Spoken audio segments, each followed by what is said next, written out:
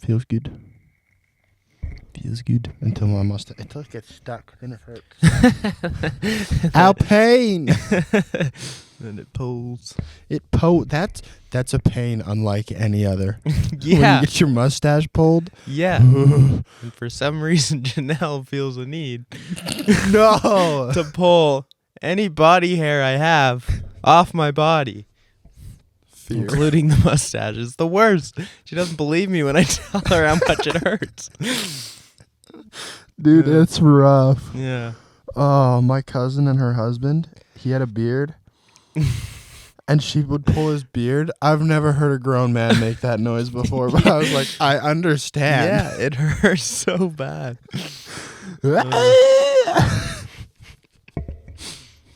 And then I made the mistake. One time she was like trying to pull a gray hair out of my eyebrow or something. And she was like barely pulling and it was just yanking. And I was like, you have to commit. And now every time she grabs a piece of my hair and she's like, I'm going to commit. I'm like, no, please don't commit. It's the worst. Just be thankful you don't have a lot of chest hair. I do. I have a decent amount. She always likes to pull that one. Uh-huh. That hurts. It does. It does. The chest hair is like the worst. Yes. Dude, like this? Yeah. No. It hurts so bad. It hurts to think about. Uh-huh. Mm-hmm. Man. Fear. Fear. Absolute fear. Uh-huh. My sister's actually the worst. That's her self-defense mechanism against me. Just pulls any hair she can find. Ouch. Usually it's my arms. Oh, it hurts so bad. And I try to tell her, I'm like, you don't understand what it's like. You don't have hair long enough to pull on your body. Because head hair doesn't hurt as much. No, Not it's even weird. close. Yeah. The worst, the mustache and the chest, man. Yeah. No. Just walk around like this for the rest of my life. Yeah. Protect myself. Please, no. I got a solution for you. We'll just wax your chest. That would hurt. Just as much, if not a lot more. But then nobody else can pull it. It's all gone. That's true. That's true. We'll just wax one little strip. I waxed a strip off my leg once in college. It actually didn't hurt. I was surprised. No. No. It was right on the shin, so that's probably why it didn't hurt, because it was like on the bony part. Mm-hmm. But I feel like the back of the leg would hurt so bad. See, this is my problem. I've got wicked hairy legs. Yeah, my legs. Yours are a little bit more, but yeah, I definitely have hairy legs as well. Larry Hags. I liked switching the first letter of words. You like getting your meds waxed. My words mixed. Yeah. Your meds waxed. Yeah. You don't mince words. Well, I don't know where I'm going. Minced. I don't know what's happening Jump right up now. your words. Anyway, we're back. What a tangent. It's always like 10 minutes into the video where we're like, we're back. We're Welcome. back. We're back. Don't worry.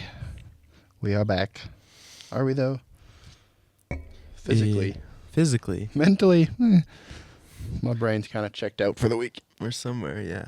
It's Friday. We do this after burnout every week. After we burn out, we're like, let's do the podcast. 'Cause tonight ain't Monday, it's Friday.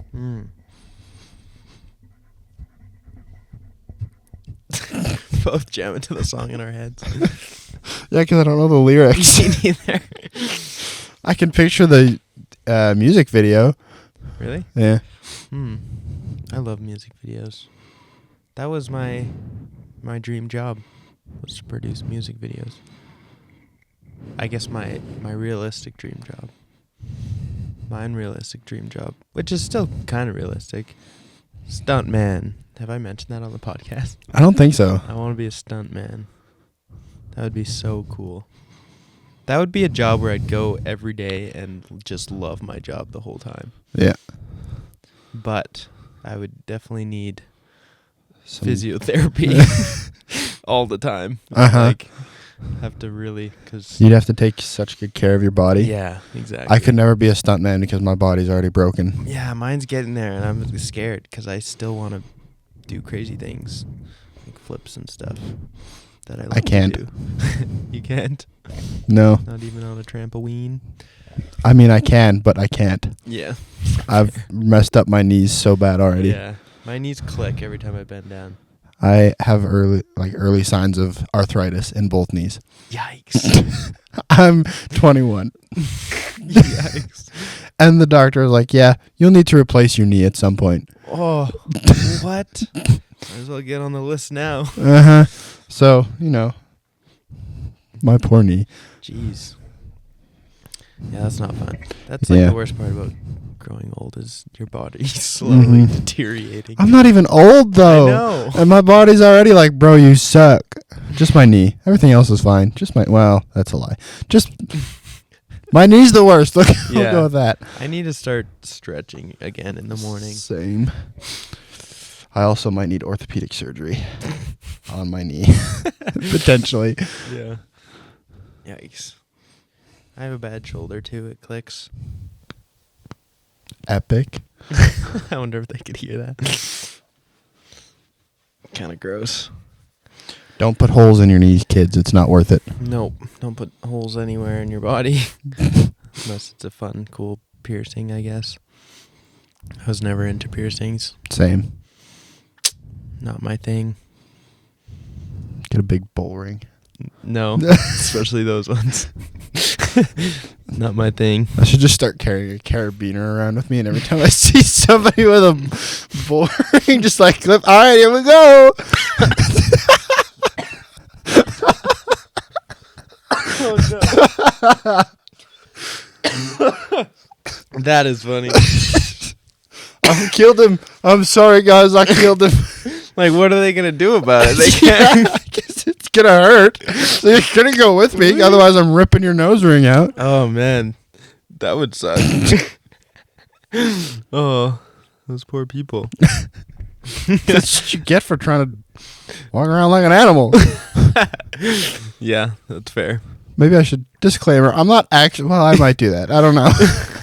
Probably shouldn't do Depends on that. how you know the person. Yeah. It'd be so funny though. Just Clip. here we go. You have it like on a rope. Yeah. You're like far away. Oh no. Yikes. Anyway, how was your week? Oh, how was my week? Long. Long week. Yeah. Mm-hmm. It was Wednesday, and I was like, oh, it's only Wednesday. It feels right. like. My girlfriend said she was talking with her coworkers, and she's like, yeah, have a good weekend on Wednesday. And then she was like, oh, wait a minute. I'm back here tomorrow. Yeah. Oh. Yeah. It was a good week. It was just long. That's fair. Had to work through a couple things. Yeah. And I've been... So many people, man. So many people. So many people. Yeah. And there sometimes, people just drain you a little bit, and you're just like, I need a break from people. Yeah. So this week I've tried to do a lot less peopling. For real. Just to take a break, because I've done a lot of relational stuff with many people lately. I'm curious, does that count with your girlfriend too? Like, do you ever need a break from that? Because for me, I feel like I don't. It's like, because we've gotten to the point where I'm so comfortable hanging out with her that it's like I'm alone, but with someone with me. So I still get that relaxing, no people around, but she's still there. I find it's a catch, because I'm definitely at the point of I love being around her, and if I could be around her all the time, I would be. Yeah. But I also know for myself, I think it is important, and for her as well, that we actually do get alone time. Yeah. I think that's true. Yeah. Even like in the sense of you need some alone time with the Lord. Yeah, that too. So For sure. as much as I want to be around her all the time, I definitely go, it's important that I'm not around her all the time. Yeah. Just because for myself, I do need that. I need to be alone for a little bit. Yeah. Every once in a while. She's probably one of the only people, if not the only person, that I'm comfortable with in my alone time. Yeah, exactly. Like, being around her doesn't drain me at all. It fills. Right, exactly. So then it's like, I can be alone and be with you at the same time, kind of. Yeah. But at the same token, there are times when it's like, you know what? I need to be alone for like, give me an hour. Yeah. Fair. That's really all I need, or even a day. Mm-hmm. Because I even know going down like throughout my life, this will be a common theme where I'm just gonna be like done with people. Yeah. And to some extent, because of the way my role, like because of who I am, people just tell me stuff. And that can be like at the end, after a week of people going, I'm struggling with this, I'm struggling with, you're just done. Yeah. And I have nothing left for her. Right. At that point either. And I'm like, and if there's stuff we're working through, as much as I love being around her, we're still working through stuff. Yeah. And that's another just emotional drain. So at some point, I just do need a break from everything to just shut off and be like, hey, I need to disconnect because I've just had too many people. Yeah, and that's a lot. Like that's definitely draining when you have to work through stuff with people that just. Yeah, I've always wondered like how, like, therapists and psychologists do it, because their whole job is working through people that really need help on things. Yeah. And then they have to somehow go home and be present with their family after every day being like that. You'd have to be a specific type of person. Yeah. For sure. Because I have, like, to some extent, I've tasted that a little bit. Yeah. Of the number of people I have that are just like, hey, can I talk to you about this? Or, yeah. And it just by the end of the week, you're like, oh my gosh. Yeah. That's a lot of, and I can tell when I'm getting to the point of I need a break because I no longer care. Yeah, exactly. That's what I'm curious about, like therapists and stuff. Like, how can they care that much about every like client? Mm-hmm. To some extent, I think for them, you have to learn how to care without caring. Yeah, care without emotions. Yeah, because even I've found, like so I noticed it last week. I was sitting with a guy and he was sharing some stuff and I didn't care. Right. Like there was nothing there. And I was just like, whatever. And that was okay, I'm emotionally burnt out. I'm done. Yeah. I'm not investing into people. And then that affects my relationship with my girlfriend as well. Yeah. Because then there's nothing there. Yeah. Which is weird because I'm like, I absolutely love this person. I want to be with this person. Mm-hmm. But I just don't feel anything at all right now. Totally. And so that was I need to do something to like, we just need to go. For me, I need to go to the mountains. Right. I went to the mountains and I was just so much better. Yeah. But yeah, like as a therapist, I think you almost have to learn how to care for these people without attaching yourself to the person. Yeah. Without feeling like responsible for their struggles or something like that. Yeah. Yeah. Because you can't sit. It's that idea of like sitting in the hole with somebody. That's oftentimes what people need. Yeah. Right? But as a therapist, you can't sit in the hole with everybody. Yeah. But you can help them help them work through stuff. Yeah. And ideally then they have somebody that will sit in the hole with them. Mm-hmm. And to some extent that's what I have been doing. I'm like, well, I will listen to you. I'll give you some advice, but I can't come sit in the hole with everybody. Right. And often I think about non-Christian therapists and stuff like that. Like, how do they do it? I guess they have some like scientific ways, I guess, and psychological ways that help people, but I feel like it's definitely not as good as the Christian way of finding peace and comfort and getting rid of anxiety. I don't know. Just like how much can a non-Christian psychologist actually help you? That's what I think about, but the thing would be without realizing it, a lot of the things they're saying and doing are biblical or Christian practices. They just don't maybe acknowledge it or even realize it. Yeah. Because if you actually, like, the Bible actually does give you a lot of practical on how to things. On how to keep yourself together, basically. Mm-hmm.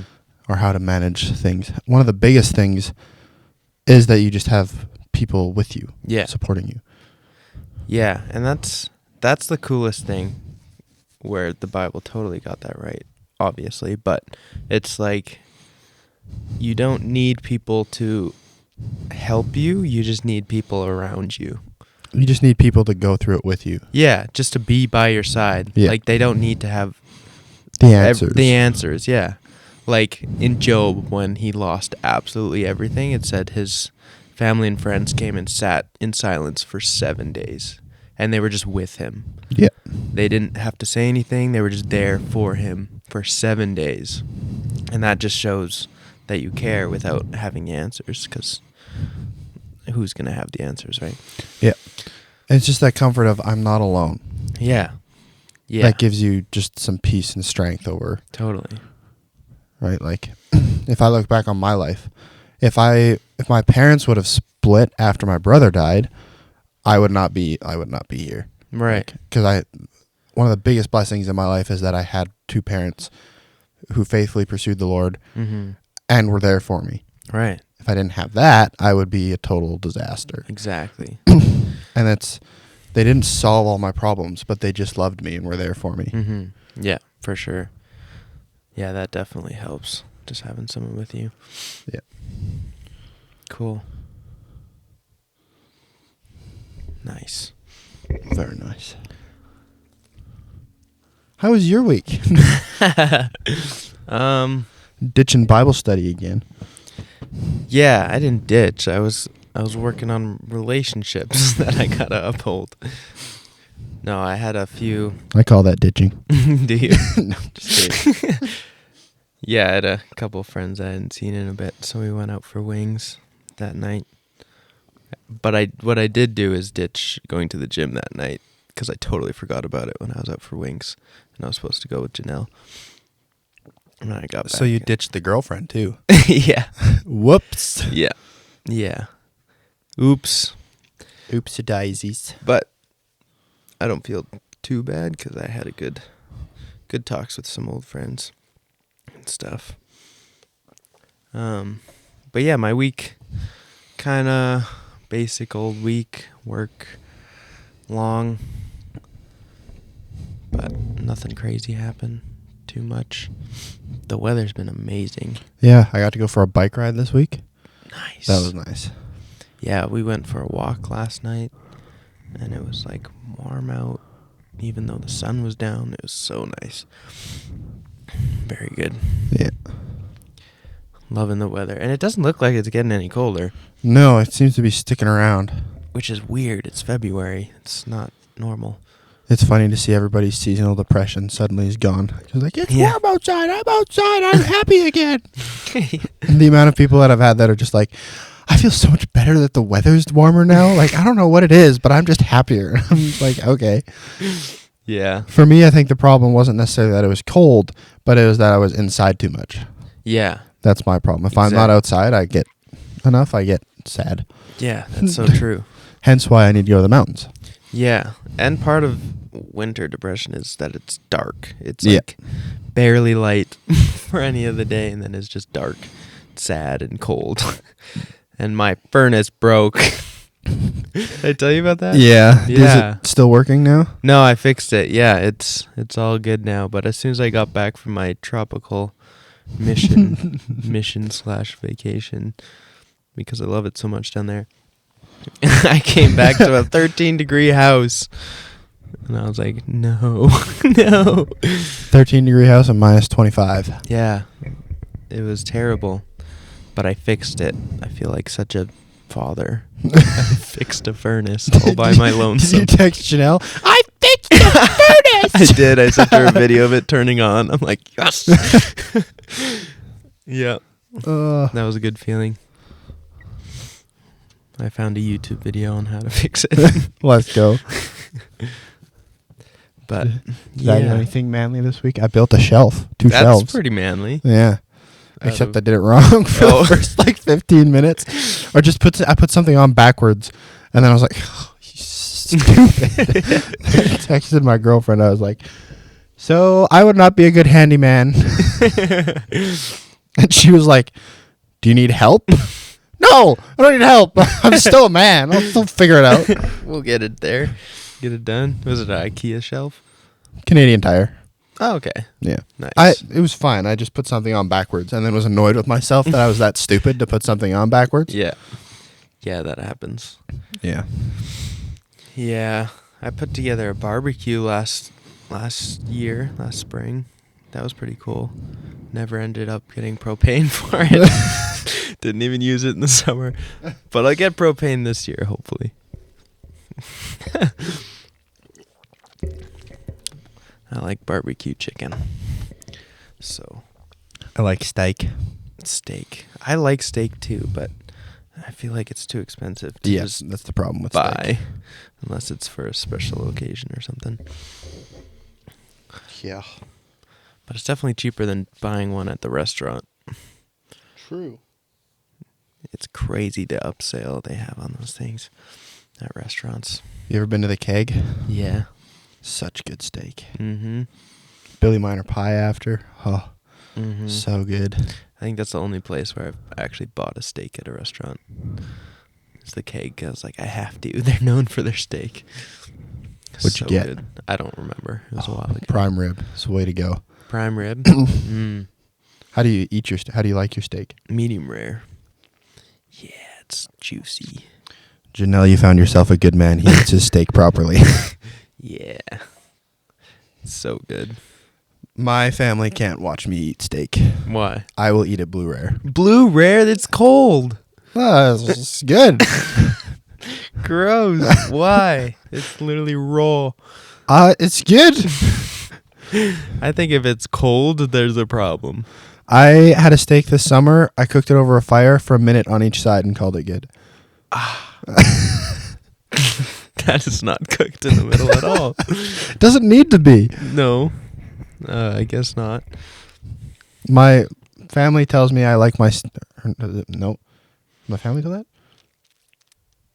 Rebecca tells me often, she's just like, you want your steak still mooing? And I was like, yeah. Yeah. I wanna Give me hear a cow and just let me eat it. Yeah, when I worked at Earl's, people would come in and order Chicago-style blue rare, which means you just take a blowtorch to the outside for like 30 seconds on either side.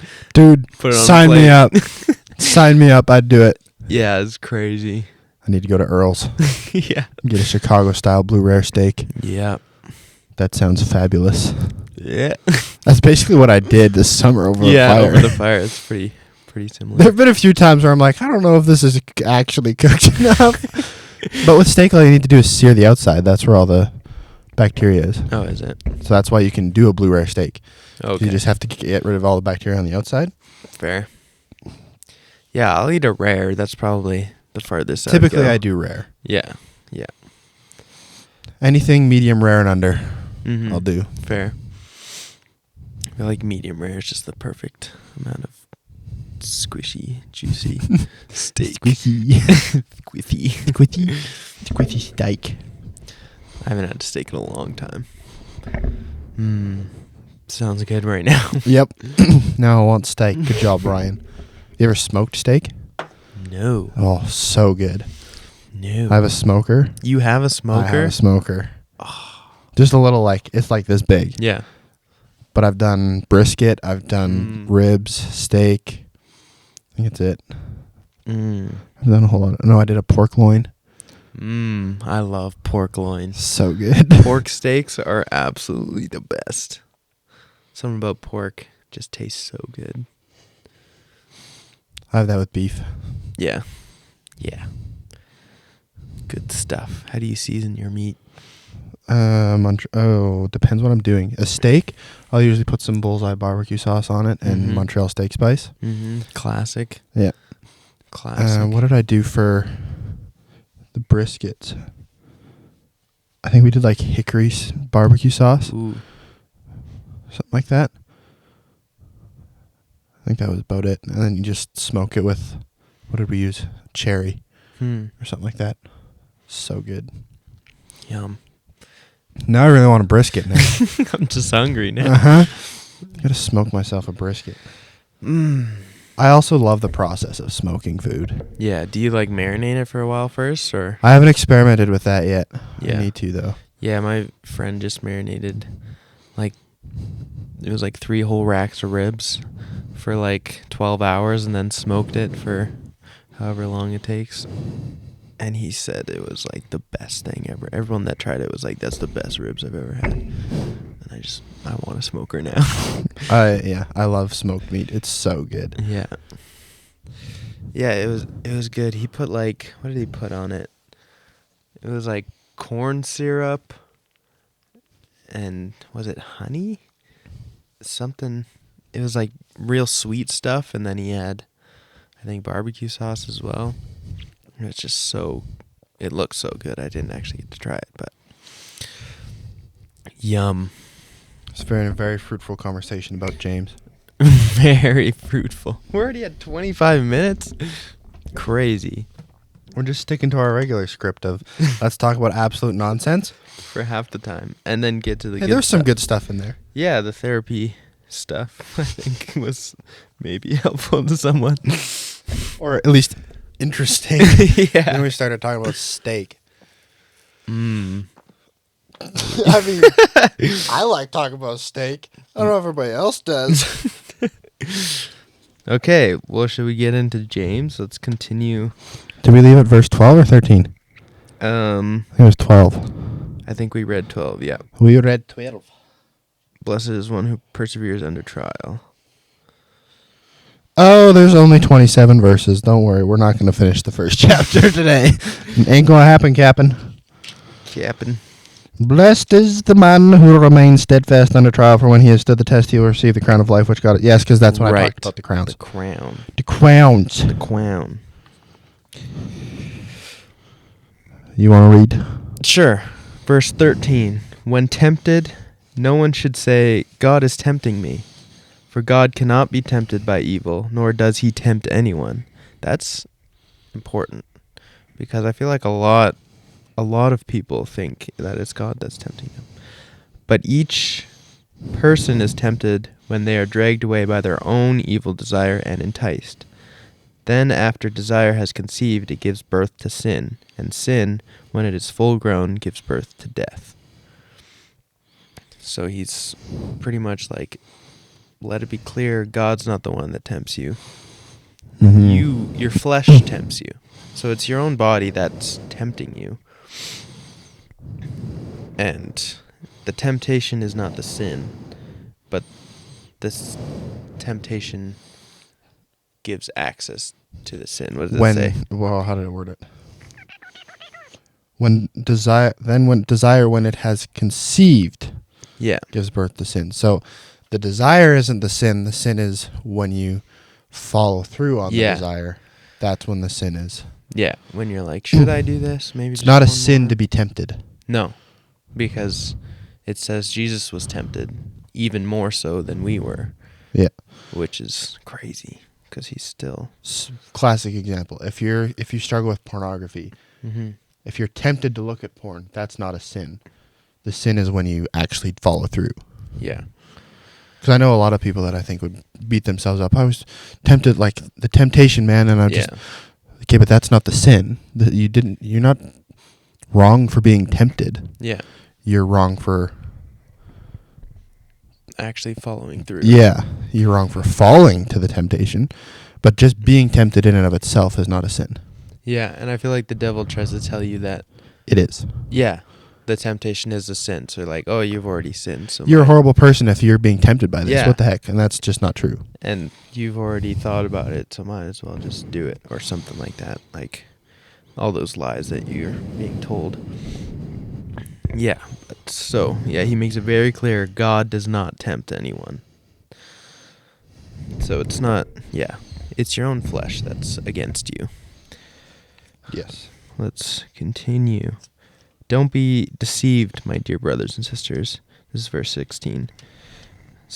Every good and perfect gift is from above, coming down from the Father of the heavenly lights, who does not change like shifting shadows. He chose to give us birth through the word of truth, that we might be a kind of first fruits of all he created.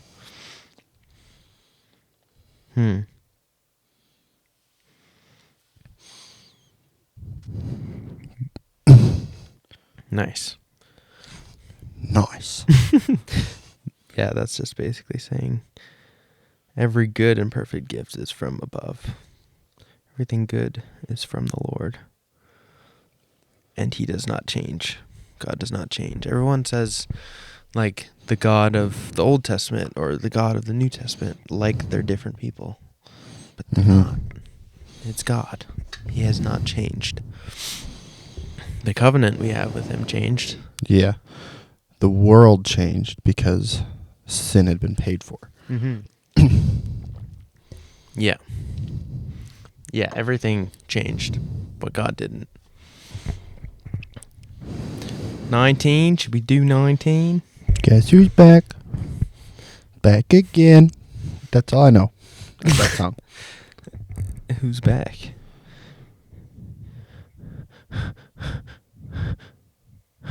Jesus, when he comes back. How crazy is that going to be? What if he comes back to that song? He got the sunglasses on. The trumpets, and he just like, Guess who's back? Back again. Jesus back. And he's just like walking on the cloud. He would too. Just dancing, having a grand old time. We're all just like, wow. Oh, man. That would be sick. I'm sure he's laughing at us right now. He's like... That or just like, what's wrong with these two? These guys not taking me seriously. We are. We would start a whole podcast about you. Anyway. I'm forever going to have the image of Jesus dancing with sunglasses on the clouds coming back. It's just going to stick with me forever now. Have you watched The Chosen? I have not. I've seen clips of it. I've seen the first season, and I kind of want... Like, I saw a preview for, I think, the 5th season, and it looks so good. It's like, it's getting to the point where it's the Last Supper. Yeah. And it's getting so tense, and I just want to watch it. And it's free to watch for anyone. So... Yeah, because there's an app, right? Yeah, it's an app. That's just free. Have you ever seen The Passion of the Christ? Is that a movie? Yeah. No. Is it intense? Yeah. I think I've seen, like, when I was really young, I watched a little bit of it, and it was, like, super intense. Like, it's not a movie I would show to anybody under, like, I think 16. I was 12. Cool, dude. And it's like, yeah. We watched it in high school, and some of my classmates couldn't. Really? It's intense. What point does it start? Is it, like, the gospel story? It's the crucifixion story. Oh, it's from the crucifixion. Yeah, like it starts, I think, with Palm Sunday or something like that. Oh, like and riding in on the donkey? Yeah. Dang. Garden of Gethsemane, like you see that whole scene, Peter cutting off the ear. Dang. He gets and they go into way too much detail. Like, brother. They did the scene where he gets the 40 lashes. That scene's rough. Yeah. And the crown of thorns, they're like legit. Like they're the actual... When we think thorns, we think of the little pokey things on the nose, but no, they're like inch long. Yeah. And they sink that... Carrying the cross. Yeah. And the whole... Oh, man. They don't hold back. Yeah. Which is good, because that's probably how it actually happened. Yeah. But, man, that's hard to watch. Oh, it's hard to watch. It's very hard to watch. Because the scene where he receives the 40 lashes, like that was considered enough to kill a man. Yeah. And the whips they used, like some of them had sharp things in them. Oh, I can't even imagine. I have a feeling that The Chosen's I don't know if they'll go that graphic. Oh, like that one's hard to watch. Yeah. But The Chosen's like, it doesn't really hold back on that kind of stuff, I feel like. So I don't know if that's going to be in the 5th season or in the next one. But if you ever want some appreciation for what Jesus had to go through, watch The Passion of the Christ. Yeah. And the guy that played Jesus in that movie almost died. Why? There's just so many things. Like I think he got struck by lightning. What? Yeah. Why? I don't remember but it's quite the story. What? Yeah. That's so weird. Almost died? Yeah. Not during filming or during filming. What the heck? Yeah. It's quite the movie. Yeah. It's hard to watch. I bet. Carrying the cross and like when they stop and switch and Yeah. yeah. Nuts. Well, On that happy note. on that happy note, James. James. Okay, James 19. My dear brothers and sisters, take note of this. This is a really famous verse. Everyone should be quick to listen, slow to speak, and slow to become angry, because human anger does not produce the righteousness that God desires. Yeah. Like, because human anger is out of emotion and self desire. Yeah. Fleshly desire, whereas God's anger is out of righteousness and justness. I don't know if justness is a word, but I'm using it. Justness. Justness. Yeah.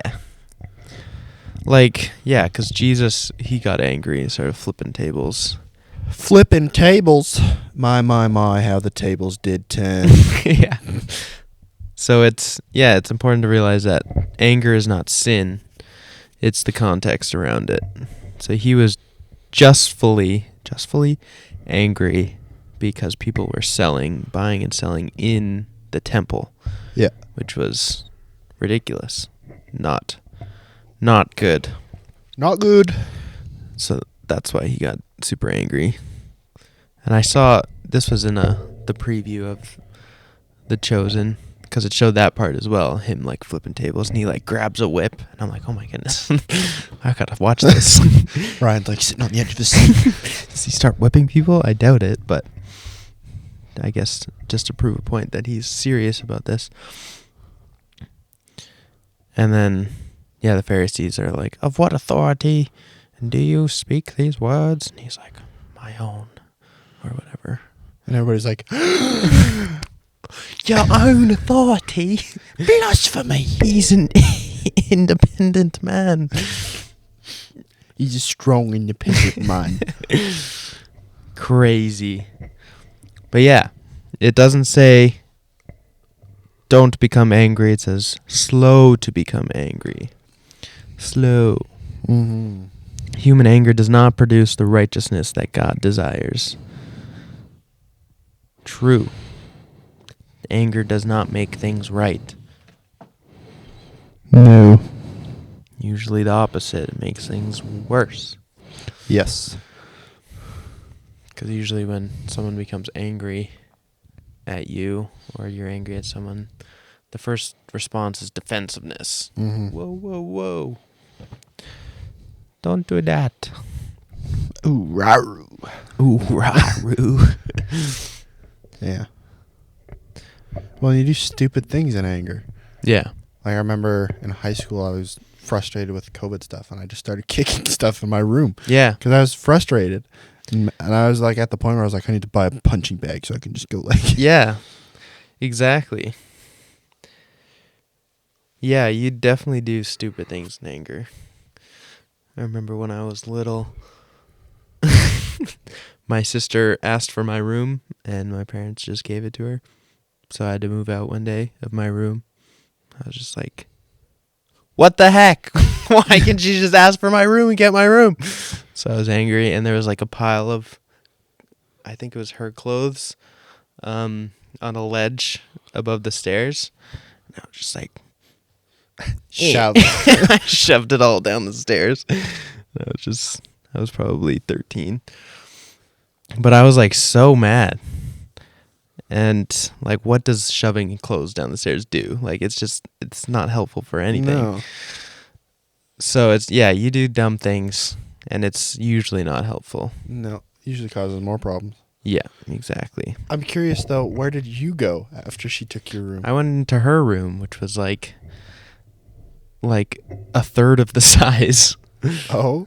Yeah. I would love to know the decision-making process your parents went through there to... Well, I think it was because I had my own bathroom because I was in the basement. And I was the youngest, and she was the only girl, and she had to share with my brother. Yeah. So they were probably like, yeah, Makes sense she for her. probably needs her own bathroom. Which I understand now, but back then I was just like, my room is sick. I love having a basement and a bathroom, and Yeah. I was just angry about it. But whatever. We moved like the next year, so it was fine. Yeah. But yeah, anger isn't usually helpful. But No. in some cases, like in Jesus' case, like that's a rare case. Like he like that was justful because they should not have been doing that. And it was to leave an impact on the people. It's like, oh yeah, he's serious about this. We should not be buying, selling. Because if he were to be like, hey, you guys should not be doing this. This is the temple. It wouldn't have impacted them. No, they would just be like, yeah, whatever. Fine. But when he goes, yeah, and he You go, flips "Oh, the crap everywhere, and yeah, he's That- serious. that- He mean business. yeah, that leaves an impact. Yeah. Okay, question for you. Have you ever been justly angry? Justly angry. Justly angry. Maybe. I can't think of a specific time. But I don't think in those moments I've ever acted on them. It was just like kind of in my head. I was mad about something. Or I don't know. Can you think of a time? Well, so I'm kind of going, because in that moment, Jesus' anger benefited something. Yeah. Right? Like it benefited the temple and saving Right. the temple. So have I ever been angry where it was actually of benefit to me or someone else that I was angry? Right. Or not angry, but frustrated? Yeah. I think there's been a couple times in my life where I've been visibly and like upset, and that was what somebody needed to see. Right. Like when I was a lot younger, I had one day with my sister. She was fighting with my parents a bunch. Very strong-willed child. Mm-hmm.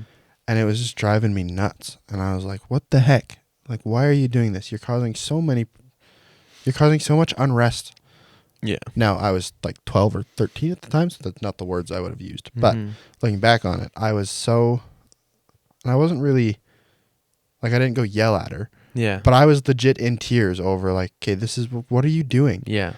And I came to my parents and was like in tears, like, why does she have to do this? Like, she's just causing problems. Mhm. And my parents looked at me, you need to go tell her that. Yeah. And go in there right now, as you are. She needs to see that. And I went into her room and was in tears, and she saw her big brother come, like, what are you doing? Yeah. And I think at that point, that was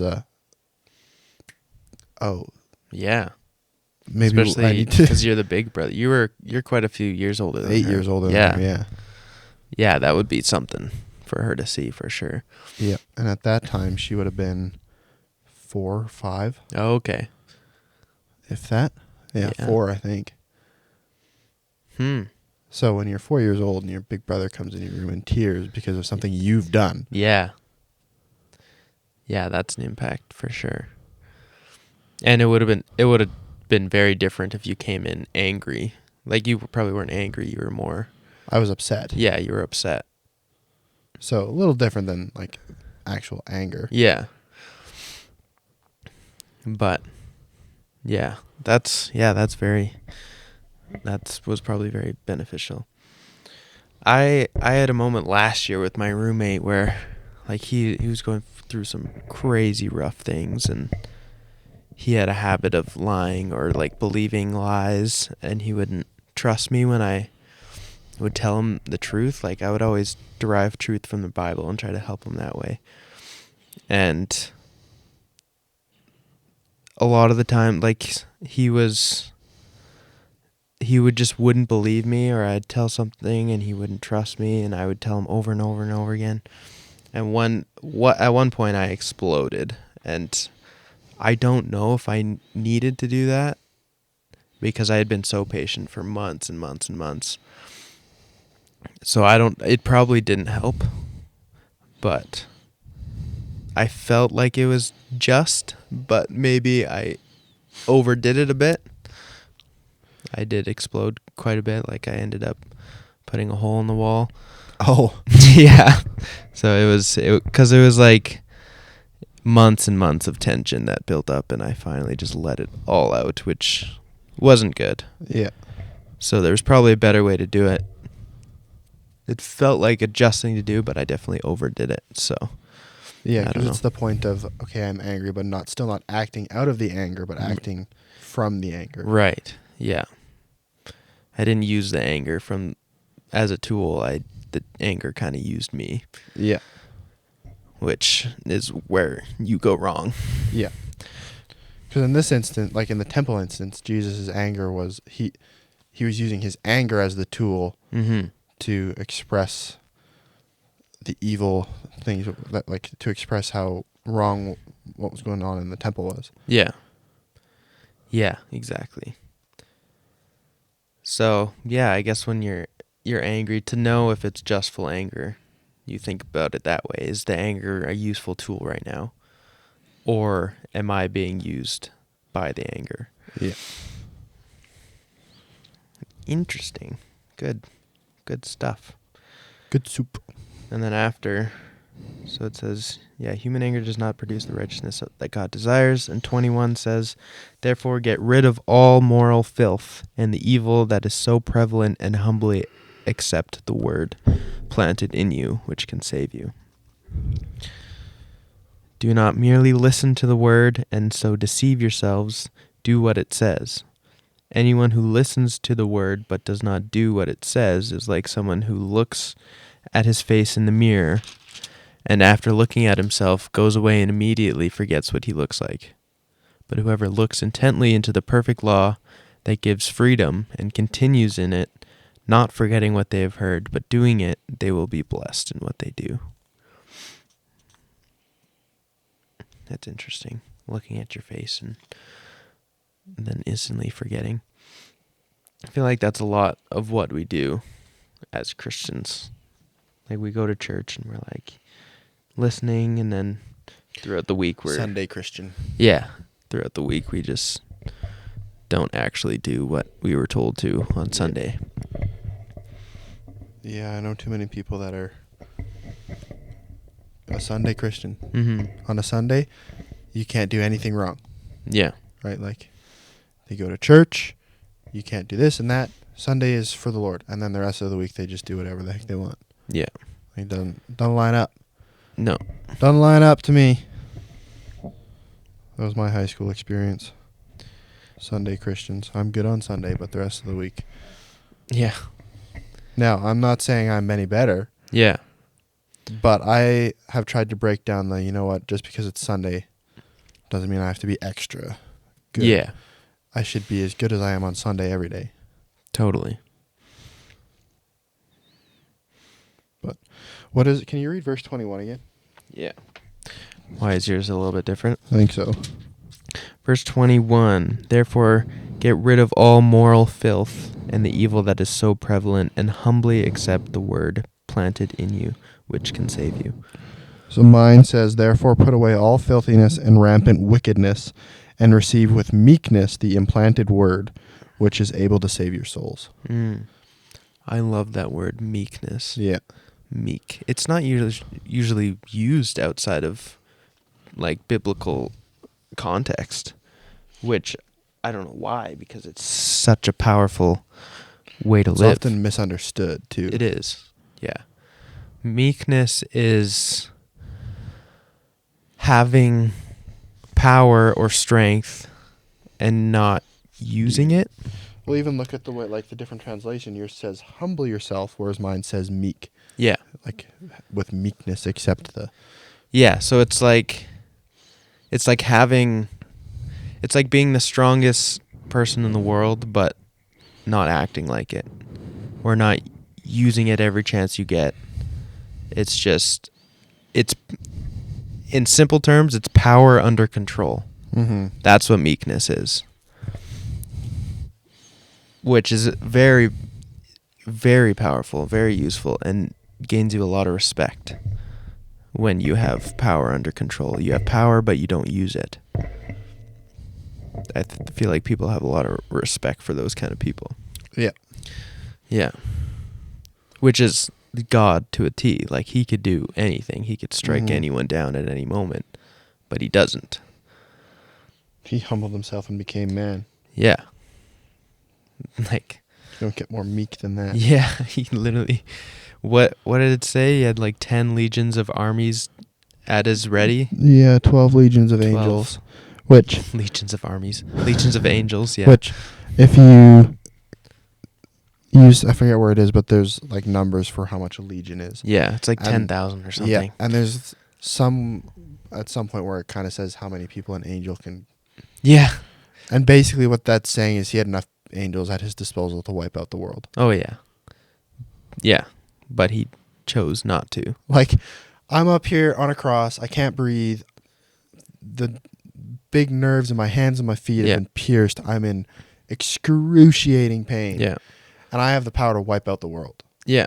With one word. Yeah, and to just hop off the cross. Yeah, and I'm just going to stand here. I'm just going to hang here on this cross. Yeah. Huh? Yeah. Excuse me? Yeah. What? Isn't that nuts? That is meek. That is meekness. Yeah. For sure. To its full extent. Yeah. Like, that's cool. Oh, I could destroy everything, but I won't. Yeah, I won't.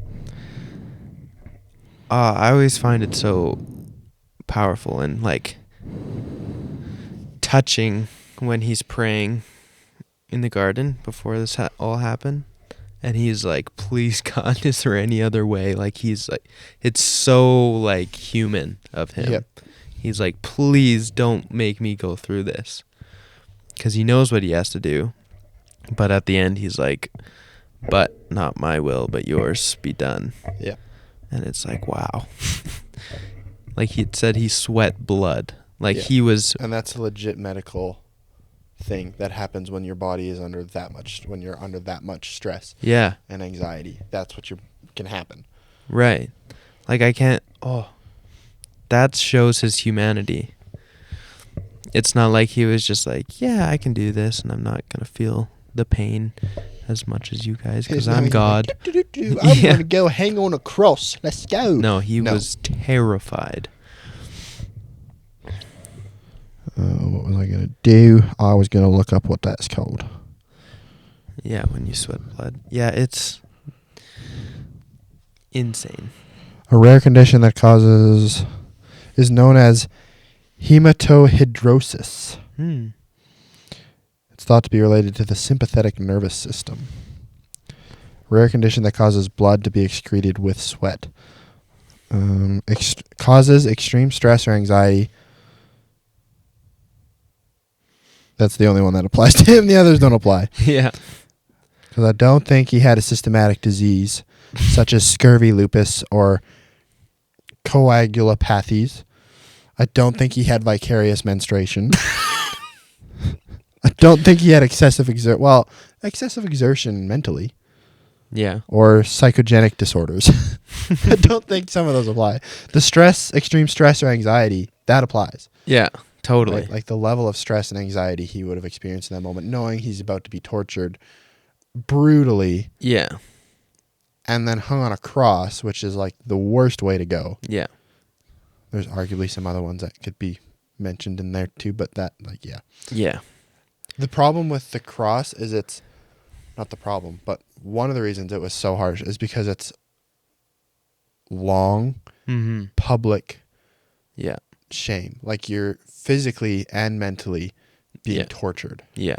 Like it was public. People were insulting him while he was going through all this stuff.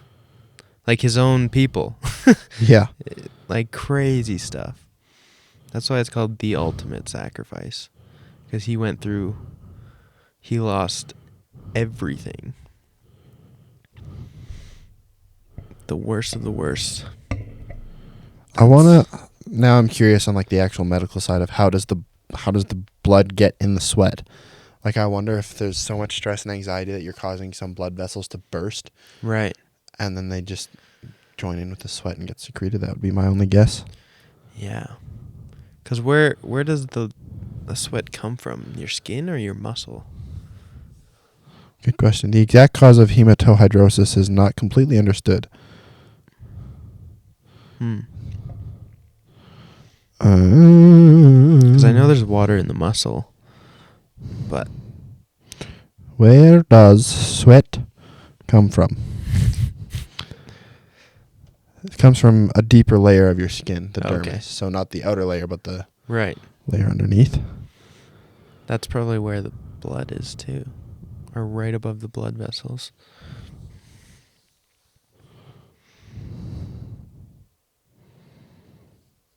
You ever got sweat in your mouth? Yeah. Yeah, not a pleasant experience. Salty. Mm-hmm. there was a day I knew I was dehydrated because I got a little bit of sweat in my mouth, and I was like, that doesn't taste bad. Like it's sweat inside your mouth? No, like when I was dripping sweat, and it got in my mouth. Yeah. And I was like, apparently I need some electrolytes and some water because I think I actually appreciated that. That's weird. Yeah. Slight concern. Also, don't drink rusty root beer. Rusty? Yep. What? Dang, I was about to do that today. Yeah, don't put it. I did an experiment in grade 5 for science fair, and we put nails in. And you drank it? Yeah. Gross. That's probably so bad for you. Yeah. Also tastes disgusting. Yeah, I bet. How long were they in there? A few weeks. So the root beer already probably tasted gross, but it also had rusty nails in it. Yep. I'll give you one guess as to which pop rusted the nail the fastest. Coke. Yep. Yeah. Definitely Coke. Yep. Because they have to have an inside plastic layer inside the Coke can, or else it'll burn through the aluminum. That in itself tells you why you shouldn't drink Coke. Yeah. Like, that's crazy. Like, there was always that experiment where they would put Coke on the outside and put the can in it, and then the can would dissolve and just leave a bag in there, which is the inner coating of the can. This is why I don't drink. Terrible, yeah. I don't drink pop. This is why I pop. should stop drinking pop. Yeah. I'm actually trying. I'm go too well. lucky to have not liked pop very much. That's very fortunate of you. I just drink water and coffee, pretty much. And milk. Water. And milk. I drink milk. Lots of milk. I started drinking non-lactose milk only because I drink protein milk now, and all the protein milk doesn't have lactose in it, which I think is better for you. Yes and no. Yeah. A lot of people who are lactose intolerant can drink raw milk. Oh, yeah? Yeah. Like if you got milk straight from a cow, you'd be fine. I wonder why that is. The chemicals? The pasteurization process. Yeah. Very interesting. But the Canadian government's kind of dumb about raw milk. Yeah. Like, it's worse. You can go to jail for selling raw milk. What? Yeah. Why? A lot of it, I think, actually has to do with our quota system. The way that we sell milk. Right. And if you were to start selling milk, you're going against that quota system, and then I think that's actually it's a money thing, not an actual. Yeah. But they use it as a raw milk's dangerous for you. It's actually healthier for you. There are some risks to it because there's more bacteria in it, but it is actually healthier for you. Right. So a lot of farm kids will drink raw milk growing up. Yeah. And I assumed it would be healthier for you. Yeah. I worked on a dairy once, and they had stupid thing with the quota system. If you have too much milk, you have to dump it. You can't give more than you have quota for. So if you have more milk than you have quota for, you have to dump until you are at your quota. So you can't make more money off milk. Yeah, you're wasting a lot of milk. What? But anyway, the one farm I worked at, he was over his quota for and the tank was almost overflowing. So he sent his 3 kids up with straws. They just stood on the top of the milk tanks with straws. Yeah, right. That made a dent at all. But if you're gonna dump it anyway, you might as well. Might as well, yeah. Right? So that's funny. And they loved it. They were just all 3 up there with a straw, like having a blast, drinking milk. I would love that. Yeah. Put some chocolate powder in there. It's so much. Those tanks are huge. Yeah. Oh, that's funny. Cool. Yeah. I didn't overly enjoy work. I liked working there. There were things I liked and didn't like. Yeah. But his way of saying don't mess up was, if you mess up, you cost me $25,000. Yep. Because that's how much each tank was worth. Dang. And if you messed up, you'd ruin a whole tank. Wow. That's If stressful. you milk, some cows can't be milked into the tank because they have, if they're being treated for anything, any antibiotic goes through them, it gets in their milk. Yeah. So you have to wait till it's all flushed out of the system. So if you milk the wrong cow, because they still need to be milked Yeah. when they're on antibiotics, but it just goes elsewhere. It would get dumped, or depending on how sick they are, they might pasteurize it themselves and use it for calves or something like that. Yeah. But if they have mastitis and they're on drugs to get rid of the mastitis, that milk's horrible. Yeah. So it just gets dumped. But if you don't detach that machine from the main line and milk it into a bucket and it gets into the milk tank, the whole tank is ruined. Ugh. And if that gets into the truck that comes and picks it up, that whole tank is ruined. Dang. Yeah. Did you ever do that? No. Good. I only milked on my own like twice Oh, okay. there. Then I milked at another farm, and I never missed the bands. Yeah. You don't miss the banded cows. Bad news bears. Ooh, what's wrong with the banded cows? Those are the ones. That's how you tell which cow can be marked. Right. Most farmers will they'll put an ankle band on the cow because looking at you don't see the top of the cow, you see the bottom of the cow. Yeah. When you're milking, right? Yeah. So you put the bands on the cows, and that tells you which cow can't be milked into the tank. So then you grab a bucket, and most farmers will have them separated to some extent from the rest of the herd, so that it's easier that way too. Yeah. I milked a cow in Ecuador on some random farm. That was pretty fun. I've milked many cows. It's kind of fun. I actually did enjoy milking. I liked milking. It'd probably be, like, if you're doing it all day, it'd be hard on your hands. You get, there's a reason dairy farmers have massive forearms. Yeah. Oh, yeah. Because it's all just squeezing. Yeah. Because I milked for 2 years at another farm. Three nights a week, I think, 2 or 3 nights a week. And I'd be milking. It was only about an hour and a half typically for milking, but you have to strip out each quarter of every cow. So basically just to check to make sure there's nothing wrong with the milk. Yeah. So you do a quick little 1, 2, 1, 2, 1, 2, 1, 2 on each quarter. Yeah. But you do that for 170 cows.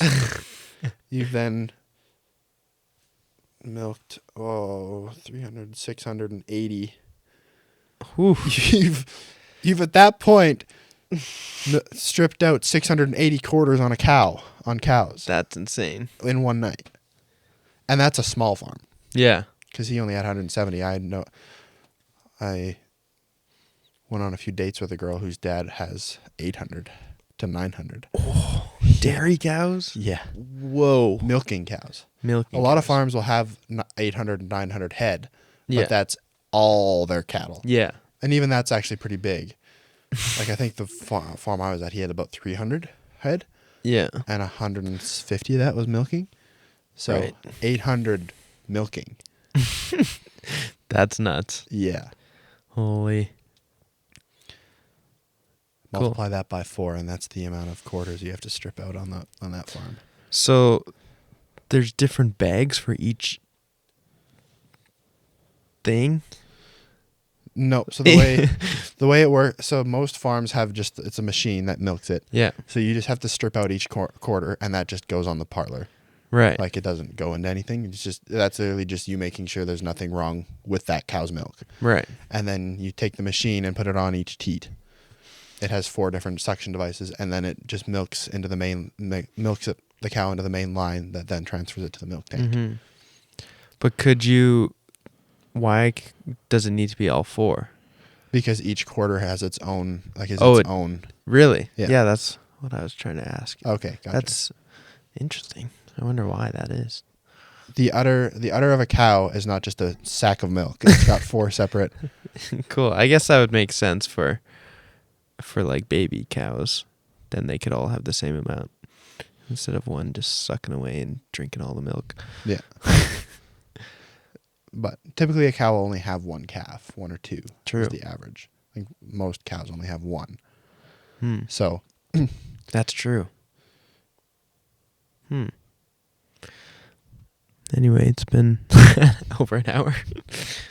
Cool. Start talking about James. End off talking about udders. We almost made it all the way through. I think I read all of it, didn't I? Yeah, I think you did. I didn't read. Thinks he is religious and does not bridle his tongue, but deceives his heart. This person's religion is worthless. Religion that is pure and undefiled before God the Father is this: to visit orphans and widows in their affliction and to keep oneself unstained from the world.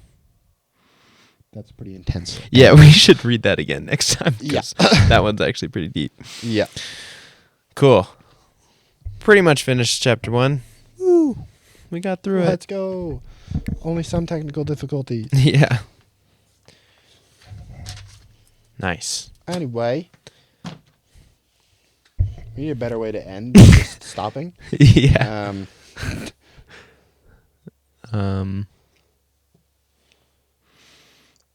Q.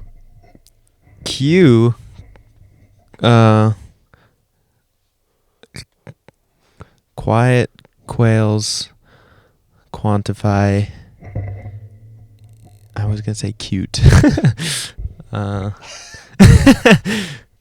Quiet quails quantify Quarrels. Q is hard. You picked a hard one. I did. On purpose. Quiet quails quantify quarrels quickly.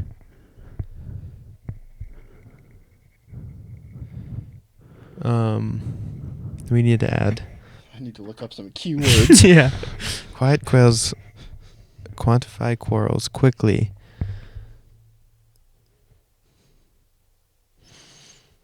Quiet Q, quick, quiet quote.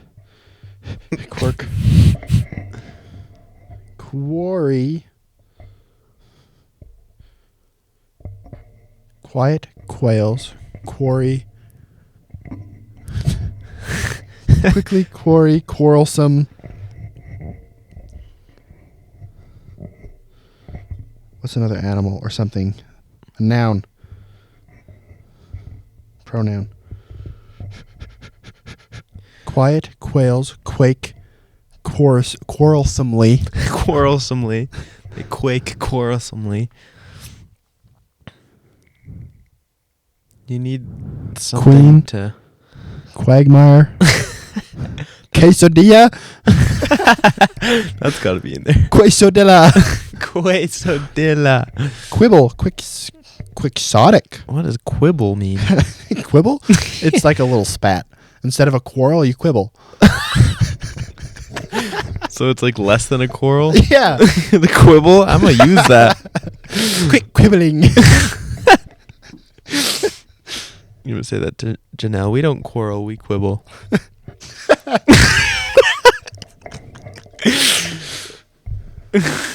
Quibble about you stupid quizzically things. quibble. Quizzically? Quibble. Do you quizzically quibble quagmatically? Quagmatically.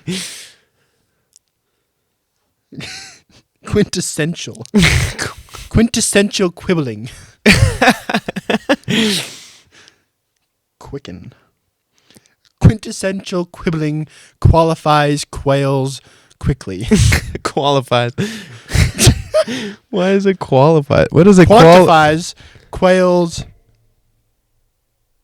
Quantifies. That's not a keyword. Qualifies quantifiable quails. Quickly. Quickly. There we go. Nice. Quintessential Quibbles. quibbles Qualify quails quickly. Epic. Epic. Okay. Until next time. Bye. Bye.